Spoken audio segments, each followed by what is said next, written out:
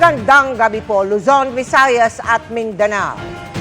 Maghapon at magdamag na nanatili sa Batasan Complex si Vice President Sara Duterte nang bisitahin na nakadetain niyang Chief of Staff. Ang bise nanatili sa opisina ng kapatid na si Congressman Paulo kahit pinakiusapan ng House Surgeon at Arms at pinatayan ng kuryente. Humiling pa si Duterte sa komite ng Kamara na masamahan hanggang Lunes sa detention ang OVP official na na-cite in contempt pero hindi ito pinayagan. At mula sa Quezon City, nakatutok live si Ian Cruz. Ian. Mel, Vicky, Emil, magbe-24 oras na nga dito sa Batasang Pambansa si Vice President Sara Duterte na hindi umaalis para samahan ang nakadetine na Chief of Staff. Kagabi pa nasa Kamara si Vice President Sara Duterte para damayan ng kanyang Chief of Staff na si Attorney Zuleika Lopez na nakadetain sa Kamara matapos ipakontempt ng House Committee on Good Government and Public Accountability. Kanina mag-aalas 11 ng umaga, nakuhanan siya ng aming team na nasa labas ng detention center kausap si House Surgeon at Arms at retired Major General Napoleon Taas.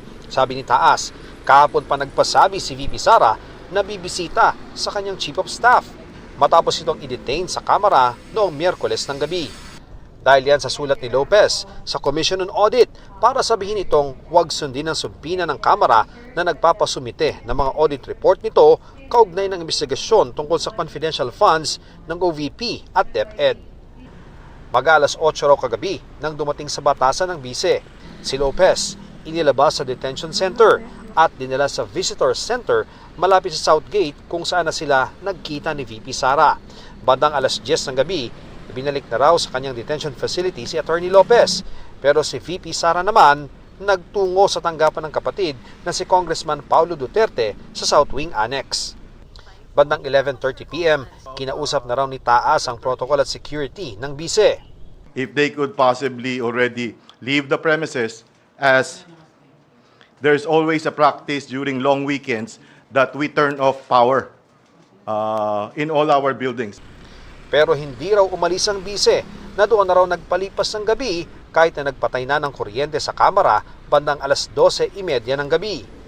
Wala ho kaming narinig na complaint dahil I would assume dahil hindi naman ho kami nagkulang ng pag-remind. Sinabi ho namin na baka uminit at sana ho maintindihan ninyo dahil policy ho sa house ito para makaiwas tayo sa aksidente at makatipid din po tayo ng kuryente. Bandang 7:30 a.m. na ibinalik ang kuryente dahil may mga magtatrabaho na sa South Wing Annex. Mag-alas 11 naman ang umaga nang lumabas ng silid ni Congressman Duterte, si VP Sara at entourage niya. Pinayagan naman siya ng Committee on Good Government na muling mabisita si Attorney Lopez.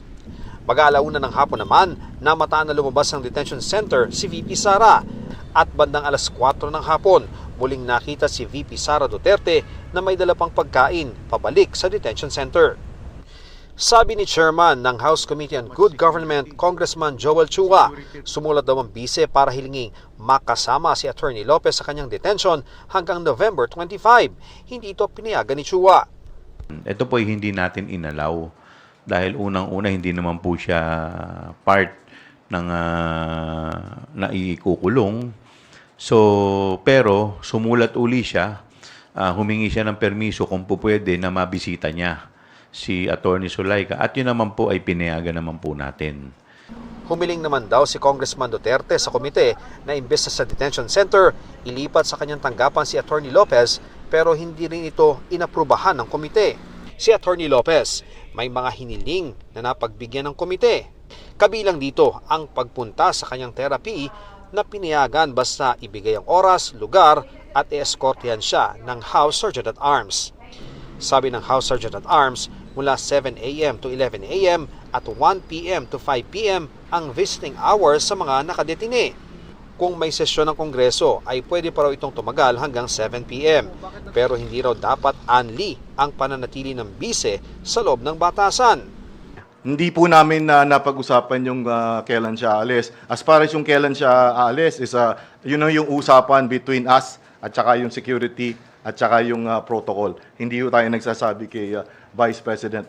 Pwede naman mong dumalaw bukas. wag na lang ho mag-stay dito sa gabi. Dahil alam niyo yung gabi, talagang kailangan doblehin natin yung security dahil pangalawang pangulo nga po ito. So kagabi po is medyo marami-rami ho yung nag-overtime. Ilang beses inimbitahan si VP Sara sa pagdinig ng komite ukol sa paggastos ng confidential funds ng DepEd at OVP pero hindi dumalo. Lack of respect in the institution. Nakikita naman po natin no, na parang kung kailan lang niya gusto, kung ano lang ang gusto niya, yun lang ang gagawin niya. In fact, ngayon, sinabihan siya na, kagaya kanina, naririnig ko kay Sergeant at times, sinabihan siya to leave the office of Congressman Pulong, pero hindi pa rin niya sinunod. So, parang sa akin lang, no, na, kasi tayo, official tayo dapat careful tayo sa ating mga aksyon. Nang matapos ang press con ni Chua Taas, nagsubok pa kaming makapunta ng South Wing. Gusto sana nating dumaan papunta dito sa South Wing, pero ito nakikita natin may mga guard talaga dito at ang instruction sa atin hindi po pwedeng makapunta malapit doon sa detention center. Madam Vice President! Ma'am! Sinisikapan ng GMA Integrated News sa makuhang panig ni Vice President Sara Duterte pati na ng Office of the Vice President. Minsan na rin sinabi ni VP Sara sa isa sa kanyang mga press con na handa niyang samahan kahit sa detention ang mga tauhan sakaling makontempt. Vicky, patuloy pa rin nga nating sinisikap na makuha ang panig ni Vice President Sara Duterte na inaasa kaharap sa isang press conference ngayong gabi. Yan muna ang latest. Balik sa iyo, Vicky. Maraming salamat sa iyo, Ian Cruz.